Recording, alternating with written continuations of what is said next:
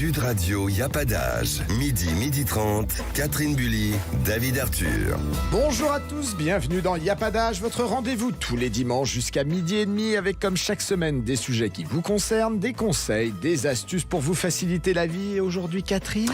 Il n'y a pas d'âge pour oser en parler. Vous savez, nos petits commerces de proximité qui disparaissent, les efforts que le gouvernement nous demande de faire. Mais où sont donc passés ces 418 milliards d'euros de pénalités que les géants de la grande distribution devraient payer suite aux constructions illicites de leurs hypermarchés en région PACA? Il n'y a pas d'âge pour oser le faire. À 83 ans, Janine Lopez vient de tourner dans son premier film et c'était avec Kev Adams et Jean Reno. Et si vous n'y arrivez pas, il n'y a pas d'âge pour arrêter de fumer grâce à l'auriculothérapie laser. Vous avez tout essayé? Restez avec nous. Et nous fêterons les 100 ans des 24 heures du Mans. C'est aujourd'hui en compagnie de Gérard Rolls qui vous fera découvrir plein d'anecdotes sur cette course mythique.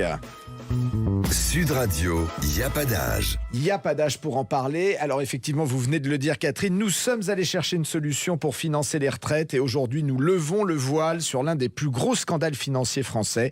418 milliards d'euros de pénalités en application de la loi Bérégovoy de 1993 que les géants de la grande distribution devraient payer suite à des constructions illicites de leurs hypermarchés en région PACA. Et que les gouvernements successifs ne cherchent pas à percevoir. Et alors pour ça, aujourd'hui, nous recevons qui, Catherine ? Eh bien, nous allons recevoir Martine Donnette. Bonjour Martine. Oui, bonjour. Alors, Bonjour tous les deux. Bonjour. Alors Martine, vous êtes ce qu'on appelle une lanceuse d'alerte qui nous a écrit pour nous donner tous les détails de cette affaire, ces magouilles politiques. Dites-nous, quelles sont les dérives des groupes de la grande distribution que l'on retrouve alors justement avec ces 418 milliards ? Eh bien, il y a plusieurs dérives, puisqu'on ne peut pas dire que c'est une dérive globale, mais il y a la dérive déjà des implantations illicites. Alors ça, c'est les implantations qui ne demandent absolument pas d'autorisation d'exploitation commerciale.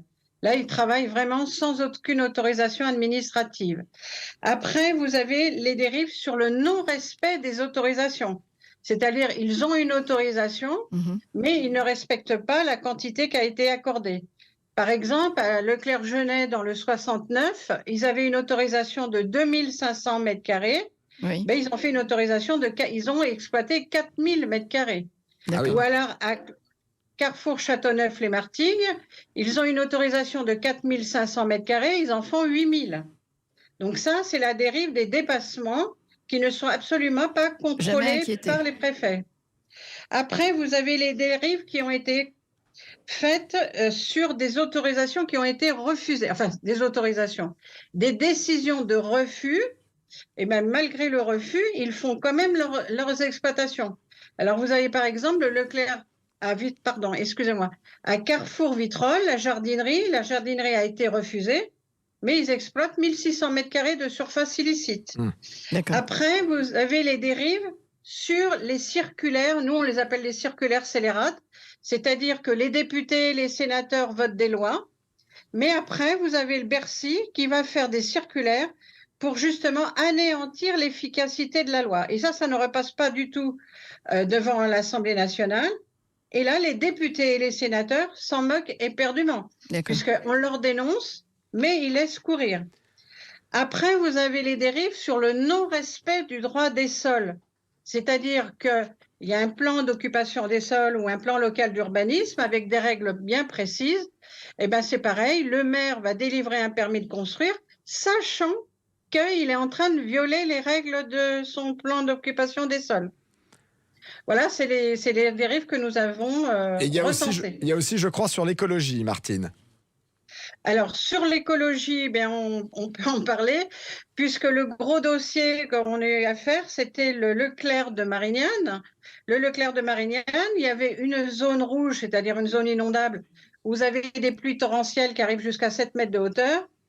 Le préfet a refusé la station-service parce que justement, il y avait une partie qui était dans la zone rouge. Il y avait une partie qui était en zone naturelle. Mais tout ça, c'est ouvert au public en toute impunité. Et alors, non, juste Martine, quelle incidence, très rapidement, ces mètres carrés de surface de vente supplémentaires ont comme incidence sur les villes les plus proches ? Eh bien, les incidences, c'est flagrant. Hein, on n'a qu'à se promener dans les rues et on voit bien, par exemple, après Leclerc de Marignane, il y a eu 60 commerçants qui ont été mis en liquidation judiciaire. Donc, on ne parle pas de la perte d'emploi, on ne parle pas des familles ruinées. Et ça, c'est bis repetitas avec tous les dossiers qu'on a retrouvés. Mais alors, Martine, parce qu'avec votre association En toute franchise, vous avez à maintes reprises amené devant les tribunaux ces groupes de grande distribution. Donc, on en est où, là? Qu'est-ce qui se passe dès lors? Ce qui se passe, déjà, tous les permis de construire irréguliers n'arrivent jamais devant les tribunaux. Parce que on ne peut pas attaquer des permis de construire irréguliers. On n'a pas vocation en tant que commerçant. Nous, on ne peut attaquer que la décision d'exploitation commerciale. D'accord. Alors là, on arrive à avoir des avis favorables que les tribunaux annulent des autorisations quand vraiment c'est illégal. Mais par contre, quand c'est des infractions pénales, comme par exemple, ils violent le PLU ou ils violent, mais là, le juge pénal, c'est au juge pénal de poursuivre les infractions, mais vu que le tribunal administratif n'a pas à annuler les permis irréguliers, eh bien, il considère qu'il n'y a pas d'infraction. Bon, alors, si on arrive à saisir... Donc on comprend qu'il y a une protection derrière tout ça, on comprend que... Et pourtant, notre ministre Gabriel Attal, sur les comptes publics, est en pleine action sur les plans antifraude. Alors oui, mais justement, la concurrence illicite des grandes surfaces, apparemment, ne sera pas dans ce plan antifraude. C'est ça, Martine ? C'est tout à fait. Alors nous, on a saisi justement M. Attal parce qu'il dit lutter contre toutes les fraudes de toutes les formes. Or, la forme des surfaces illicites de la grande distribution, qui devrait être sanctionnée par le juge pénal, eh bien, ça passe à l'as. Et ça, c'est facile à contrôler, hein, étant donné que les hypermarchés sont sur le territoire national. Ce n'est pas comme l'évasion fiscale dans les paradis fiscaux. Là, c'est vraiment à côté du préfet. Il peut aller faire les contrôles.